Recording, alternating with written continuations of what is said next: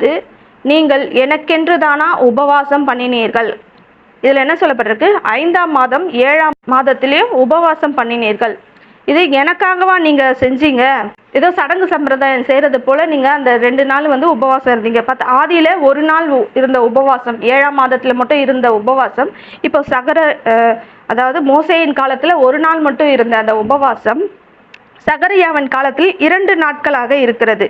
அதாவது வருஷத்துல 2 நாள், 5ஆம் மாதம் ஒரு தடவை, 7ஆம் மாதம் ஒரு தடவை, 2 நாள் இவங்க உபவாசம் இருக்கிறார்கள். அந்த உபவாசத்தை கூட அவர்கள் தேவனுக்கென்று இருக்காமல் ஏதோ கடமைக்காக துக்கம் கொண்டாடுதலை போல அந்த பாவ நிவர்த்தி செய்யணும் அப்படின்றதுக்காக இவங்க அதை ஒரு சடங்கை போல அந்த உபவாசத்தை செய்கிறாங்க. இதை தவிர வேற எப்போதெல்லாம் உபவாசம் இருப்பார்கள் என்று பார்த்தால், கர்த்தருடைய வார்த்தையை மீறி செயல்படும் போது இவங்களுக்கு அப்போ கர்த்தருடைய வார்த்தை வரும் அவங்களுக்கு இல்லையா, இந்த மாதிரி ஒன்று அழிச்சு போட்டு